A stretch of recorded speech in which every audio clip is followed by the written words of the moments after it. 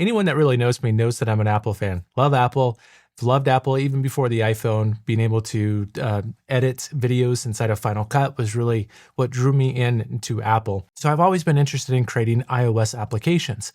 Now, over the years, I've learned iOS, I've learned Swift, I've learned Swift UI, all those different languages to be able to do it. Now, I haven't learned it deeply because I've tried to learn it on the side and I've created a couple of simple apps here and there, but I really haven't gotten deep into iOS applications because I haven't really had enough time to learn the language deeply. Now with vibe coding, it opens up a lot of possibilities because now I can actually go in and even if I still learn the components, I still learn kind of the structure, I don't have to learn the syntax. I don't have to learn the specific parts of the code in order to get an app that's working. So depending on the project that you are working on, you may need to create a mobile application. You may need to create an Android application. In my course, if you want to check out my course, my Vibe Coding Fundamentals, I do talk about using Cursor to be able to create an Android or to create an iOS application if you want to check that out. You can also do this right within the tool that Apple provides called Xcode. Now, Xcode you can get free by going into the App Store. And I know I'm going to get people that ask, you cannot create an iOS application or even a Mac application on Windows. You do have to have a Mac in order to do that. Don't get at me for that. That is an Apple choice. That's just something to keep in mind. Although I think everyone should have an Apple, but maybe I won't specifically say that, or I already have said it.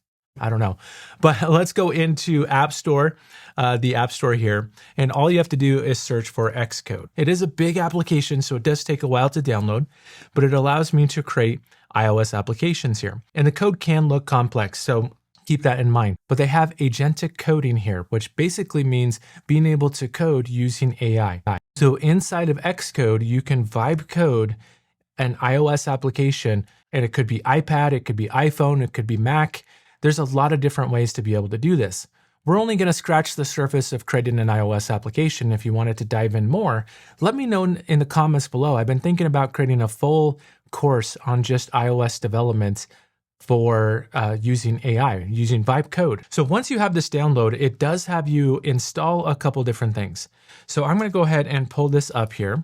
So I'm going to pull up Xcode, and it will prompt you the first time you launch it to install some simulators. Go ahead and install those, but once you're ready to create a new project, click on Create a New Project, and let's go ahead and create an app project.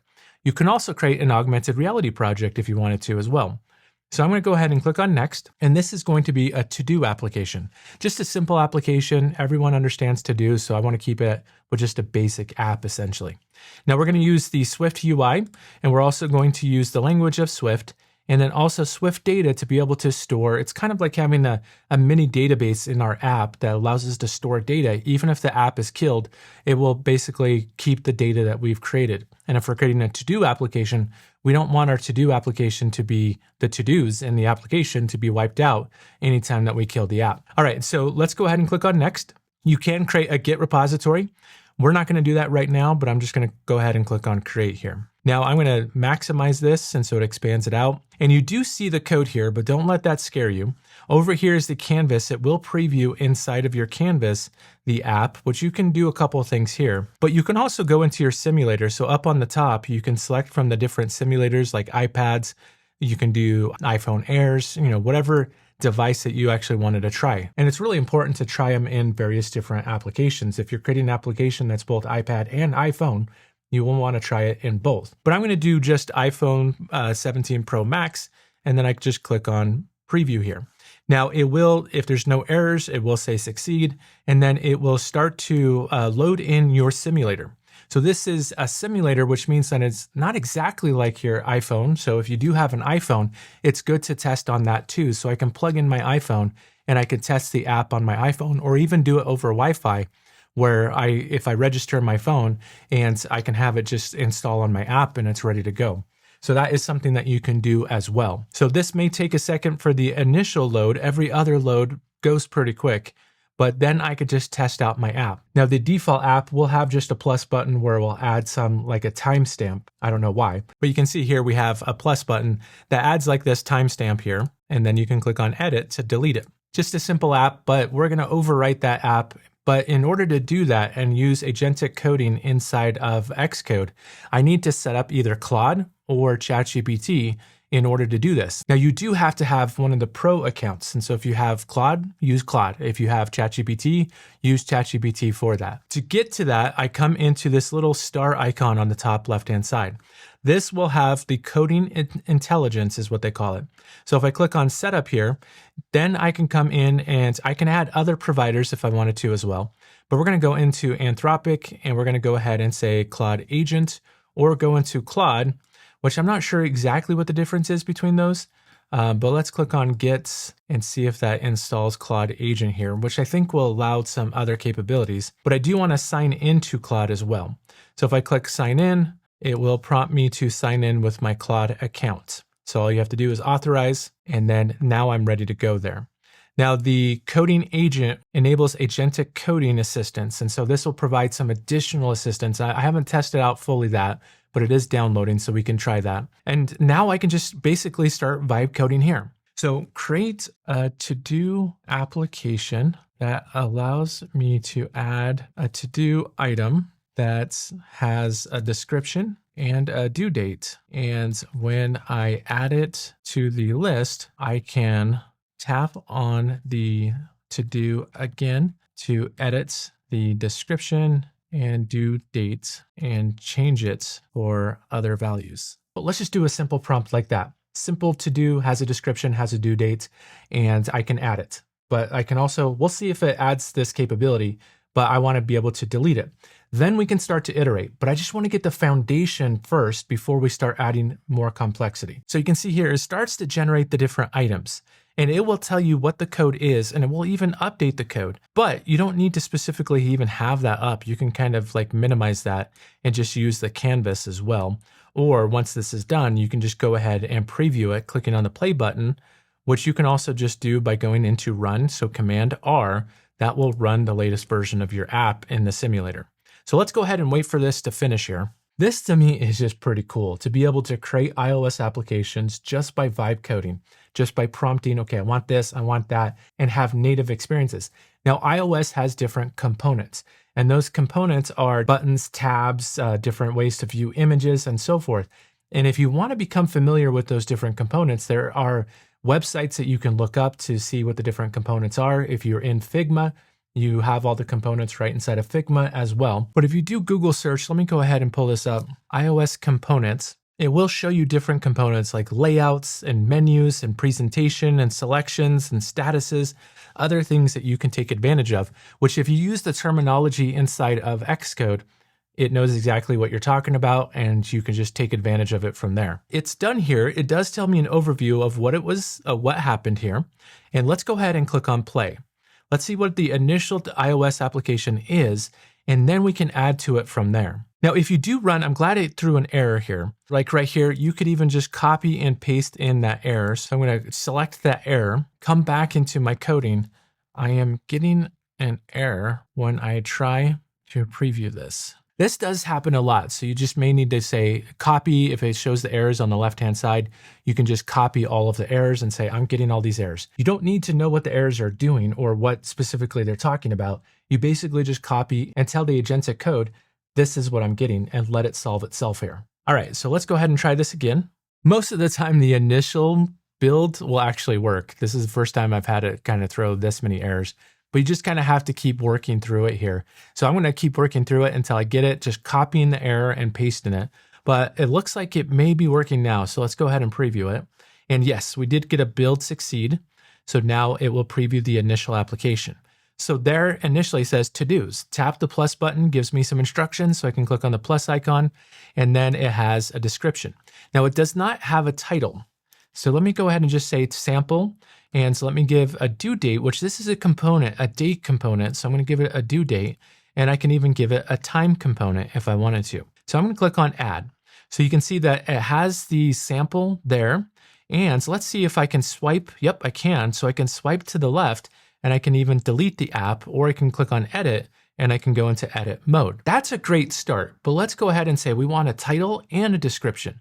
And the description is not visible unless you click on the app like this, and that's when the description is available. So let's go ahead and iterate on this. I want a separate title and description. The description should only be visible when you tap on the task. This is why I like to do it one at a time, because you may give it a lot of instructions. It may ignore some instructions, or it may do it completely different. So instead of having to rewrite the entire thing, I'm just basically taking it one component, one feature at a time. Have an initial prompt, have an initial thing, but just take it one at a time from there. Okay, so you can see highlights of changes that have been made as if you're watching this as it gets generated. But now if I hit Command, I can go up and hit play again, or just Command R. And if I do Command R, it will just do the preview. Using the shortcut keys will save you a whole lot of time here. But let's go ahead and click on plus. And now you can see that we have a title. And so this is our sample, and this is the description. And let's give it a due date. And then let's go ahead and click on add here. So you can see sample, and if I tap on it, there's the description. So great, that's working exactly how I want it to work. So let's go ahead and add another one. So we'll say sample 2, and so let's add another description, give it another due date here, and then click on add. So you can see it starts to add that. Now, if I wanted to add it at the very top, I wanted to add it at the very bottom, those are the kinds of decisions that you can make and go back and iterate here. So this is where I think, and I talk about this in my Vibe Coding Fundamentals course, you need to be an expert in the tool. You need to know exactly how it works and in and out exactly how things are going to function, because you're the expert to be able to go in and say, this isn't working, that's not working. And you can find different issues before they arise and before you get different like help desk tickets or something like that. It'll save you a lot of frustration if you do that. All right, so let's go in and iterate some more here.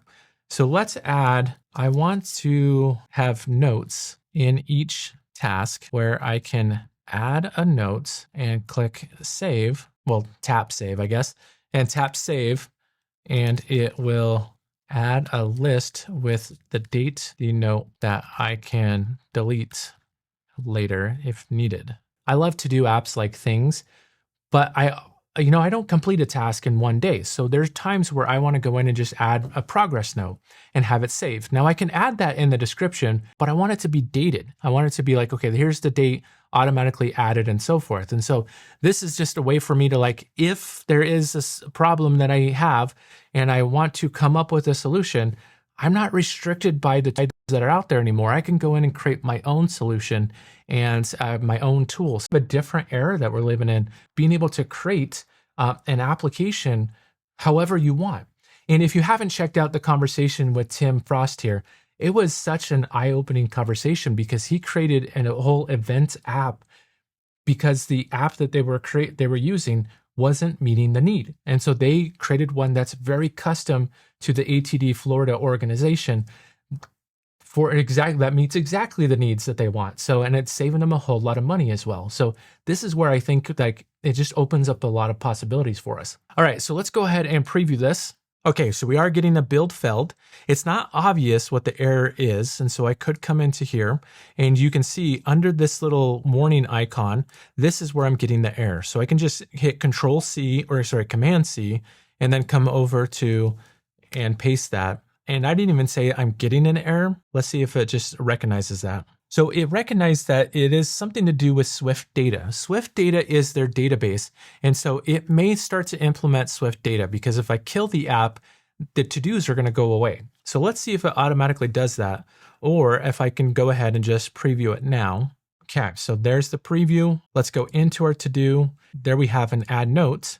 Let's add a note, which I may just want to have a text box there automatically. But you can see that it adds the note that I could swipe and delete. So I can add another note and have these dated notes, even timestamp notes and everything. So if I hit done, it takes me back there. That is pretty cool to be able to do this. But let's go ahead and kill this app and see if it saves the data, which I think it did because the data was already here. But I'm gonna just double tap on the home button and swipe up to be able to kill the app. So yes, it automatically saved it. So if it didn't save it, I would have to go in and say, hey, I want this to be saved in Swift data. So when I kill the app and I open it back up, the data is still there. So if your to-do list is not doing that, that is something to keep in mind. This is just scratching the surface, but hopefully it shows you the possibilities. I can have this be an iPad app. I can have this be a Mac app. I can have this sync between iCloud. So I have on my to-do list, I have it syncing between my different devices. So if I have my iPhone and pull up my to-do list on my iPhone, and I pull up my to-do list on my iPad, they're synced across, and you just use iCloud data to be able to sync across that. So many different possibilities. You could tie to other databases. You can have database services from any Firebase or whatever you're using, and you can have the data pull from that as well. I just wanted to scratch the surface to show you what's possible with iOS development, and you can use the same thing with Android. So you probably, and I haven't tried Android because I'm not really an Android person, but if you use the Android tool, I believe they probably have something like Agentic AI to be able to code inside of there as well, or you could just use Cursor. So you can have Cursor create an Android application and go from there. Now, there's a lot of extra steps that I haven't talked about, like getting the icon, publishing this out. So if you're interested in the course, make sure you leave a comment down below and say, hey, I would love a class on iOS development. And that way I can start thinking through this course and exactly the types of step-by-step interactions that I want to create as well. If you want to check out more, head on over to our website by going to vibedojo.ninja. And here you can check out all of our full courses that we do have available right now, including Vibe Coding Fundamentals, AI Assistant in Articulate Storyline, JavaScript for Storyline. You can check out all of our previous blog posts. You can join our growing community as well. Or if you like this video, head on over to our YouTube channel, click the like button, subscribe to our channel, as well as hit the bell notification so you get notified of all future videos as they come out.